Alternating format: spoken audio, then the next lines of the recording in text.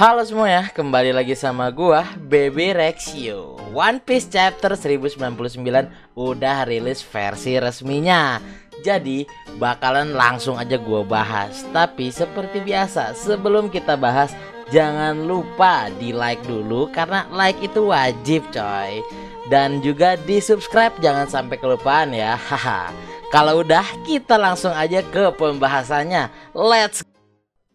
Judul chapter kali ini adalah Sang Pasifis. Ya, kita bakal tahu apa artinya itu di akhir chapter nanti. Dan untuk cover story kali ini, kita dilihatkan Oden yang sedang digelantungi oleh 3 ekor tanuki. Haha, kangen Oden banget coy.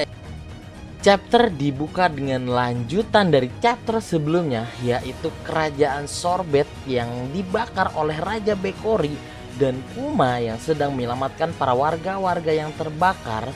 Kuma di situ sangat marah dan murka. Tanpa basa-basi dia langsung menghabisi seluruh pasukan Bekori beserta Bekori itu sendirian. Ternyata sang iblis Raja Bekori itu terinspirasi dari negara lain di bagian timur. Dengan membakar semua orang yang menurutnya sampah, itu akan menjadikan negara yang makmur dan sekaligus mereformasi negara tersebut. Emang nih Raja satu ini iblisnya brengsek banget. Dan peristiwa ini dikenal sebagai revolusi satu orang kerajaan Sorbet. Panel berpindah sedikit ke Marijoa yang sedang memberikan gambar kepada Saturn atas pergantian raja kerajaan Sorbet, dan dia pun terlihat bingung melihat itu. Kembali ke kerajaan Sorbet, di sana para warga sudah bersorak pada Kuma agar dia menjadi raja baru di sana. Karena tidak bisa menolak, Kuma pun menerimanya dan menjadi raja yang tinggal di sebuah gereja tua. Tapi tetap ada raja resmi yang memerintah di istana, yaitu Raja Bulldog. Salah satu orang bilang pada saat kekuasaan Raja Bulldog, meski hidup miskin tapi hati mereka berkecukupan dan tidak sengsara. Secara mengejutkan, ada wanita muda yang berlari dan itu adalah Bonnie yang telah memakan buah Toshi-Toshi. Karena ketidaksengajaan mereka, dan Bonnie sendiri pun kaget setelah melihat dia menjadi dewasa. Bahkan dari mereka beberapa menganggap itu adalah Jinny. Setelah sadar dia telah memakan buah Toshi-Toshi, Bonnie berusaha untuk melatihnya agar bisa merubah dirinya menjadi tua. Dan ada nih scene komedi yang ngakak banget sih. Ini scene One Piece banget sih ini nih. Ini gue kasih lihat panel lah pasti nih. Raja Bulldog pun tiba-tiba datang ke gereja untuk membawakan berita. Kita dilihatkan bahwa Raja Bulldog adalah raja kerajaan Sorbet 2 generasi sebelumnya. Berita yang dibawakan itu ternyata berita hoax akal-akalan dari Raja Bekori yang memfitnah Kuma, membakar desa dan merebut tahta raja. King Bekori pun ingin kembali ke situ dan merebut lagi tahta Kuma sambil membawa armada kapal perang angkatan laut. Berita itu membuat pemerintah dunia berada di pihak Raja Iblis brengsek Bekori itu. Kuma dan Raja Bulldog pun berdiskusi masalah ini. Kuma tidak akan membiarkan Raja Iblis itu menginjakan kakinya di situ lagi. Maka dari itu Kuma berniat untuk mengusir dan menghancurkan mereka beserta pasukannya. Namun setelah melakukan itu, Kuma kemungkinan akan dianggap sebagai kriminal dan tak bisa tinggal lagi di kerajaan Sorbet. Dan Kuma meminta kepada Raja Bulldog untuk meneruskan jabatannya sebagai seorang raja. Kuma yang hendak melakukan aksinya pun dia pamit kepada Bonnie untuk pergi sebentar dan menitipkan Bonnie di gereja itu. Bonnie terlihat sedih, tapi ya mau bagaimana lagi, Kuma harus pergi. Kejadian langsung berpindah di mana kapal perang beserta King Bekori itu sudah dihadang oleh Kuma. Raja Bekori menyebut Kuma sebagai sang tiran yang tak ragu melakukan hal keji. Namun tanpa babi bu, Kuma langsung menghempaskan mereka semua, menghancurkan mereka semua serta kapal perang tersebut. Berita Kuma pun telah tersebar luas dan dicap sebagai bajak laut yang memiliki reputasi buruk dan nilai buronan yang terus bertambah. Namun di sisi lain kita lihat Bonnie yang sangat merindukan sang ayah yang sedang pergi. Ternyata kita dilihatkan Kuma itu pergi keliling dunia untuk mencari tahu serta mencari obat soal penyakit Bonnie, yaitu Sapphire Scale. Dengan sendirinya nih, kita dilihatkan bahwa pulau-pulau tempat kru SHP dulu dipisahkan oleh Kuma adalah pulau yang pernah Kuma kunjungi saat mencari informasi soal penyakit Bonnie. Di tengah perjalanan, Kuma hampir menyerah dan merasa mustahil bahwa Bonnie bisa bertahan hingga usia genap 10.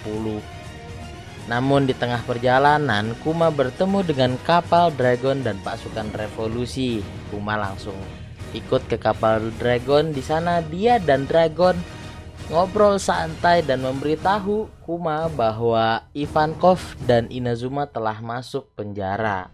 Ada juga Bello Betty dan yang lainnya ikut nimbrung obrolan mereka. Bello Betty meminta izin kepada Kuma untuk menjadi komandan pasukan timur karena jabatan Ginny sebagai komandan pasukan timur akan dipensiunkan sampai Kuma memberi izin. Kuma yang melihat kelakuan dia tak keberatan mengizinkan Bello Betty untuk mengisi jabatan itu. Sambil berbincang, Dragon memberitahu Sabo dan Koala juga sangat merindukan Kuma.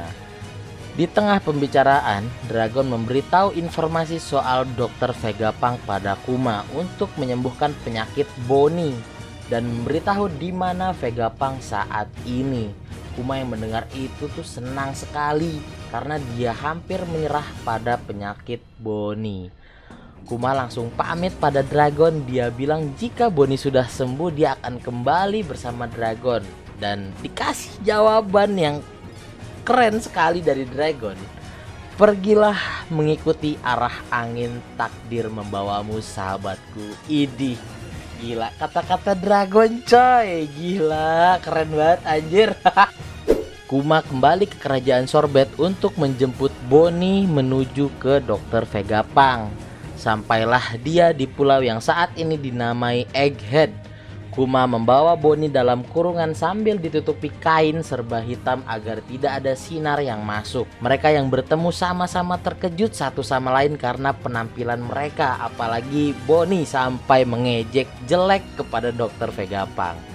Sambil Vegapunk meminta izin untuk memeriksa otot-otot Kuma. Vegapunk pun langsung ke lab untuk memeriksa dan membicarakan soal penyakit Bonnie.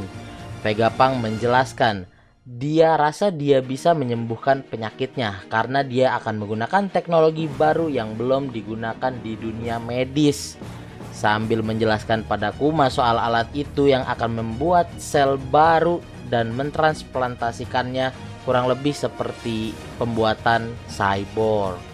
Setelah melihat hasil tes darah Kuma, dia terkejut karena Kuma adalah ras bukanir. Kuma karena percaya dengan Dragon, dia tidak keberatan biarpun Vegapunk itu adalah orang pemerintah dunia. Dan sepertinya di percakapan itu ada percakapan yang di skip atau ditutupi oleh Oda Sensei di sini nih. Kita belum bisa bahas. Ada titik-titik itu nanti gue kasih lihat. Vegapunk langsung memberikan penawaran pada Kuma untuk membuat pasukan klon dirinya. Jika dia setuju, maka biaya pengobatan Bonnie itu akan gratis. Kuma tidak menolaknya, namun mempertanyakan apa yang akan dilakukan pasukan itu. Vegapunk menjelaskan, singkatnya, dia akan menjadi manusia dengan kekuatan absolut ilmu pengetahuan yang anti peluru, mampu menembak laser dan menjadi pelindung untuk rakyat lemah. Dan ada lagi nih kata-kata yang disembunyikan oleh Oda Sensei. Emang sial banget sih emang nih, banyak yang disembunyiin. Kuma pun berkata sejujurnya asal Bonnie sembuh dia tak peduli sekalipun Vegapunk itu iblis, dia hanya ingin Bonnie untuk sembuh. Tapi di sisi lain Saturn di Marijoa menyadap pembicaraan mereka dan mengutus seseorang untuk menyampaikan idenya. Chapter pun diakhiri dengan senyuman percakapan Kuma dan Dr. Vegapunk yang Kuma bilang, "Aku hanyalah seorang pasifis yang cinta perdamaian." Dan Vegapunk ingin menggunakan itu sebagai nama ciptaan yang kita kenal sebagai pasifista. Pesan terakhir yang diinginkan hanyalah perdamaian. Itu dia untuk chapter kali ini. Ya, chapter kali ini tentang asal mula pasifista dan perjanjian antar Kuma dan Vegapunk, yang kita akhirnya ketahui apa isi perjanjian itu. Satu persatu mulai dibongkar nih oleh Oda Sensei. Hahaha. Kita tunggu aja kejutan apa yang bakal ada di chapter 1100 minggu depan. Komen di bawah kalau kalian punya prediksi soal chapter selanjutnya. Hahaha. Sebelum gua akhiri, jangan lupa join Discord gua. Kita ramein Discord gua, kita bentuk komunitas atau tongkrongan yang sehat di sana. Ya udah, segitu aja dari gua. Bye bye.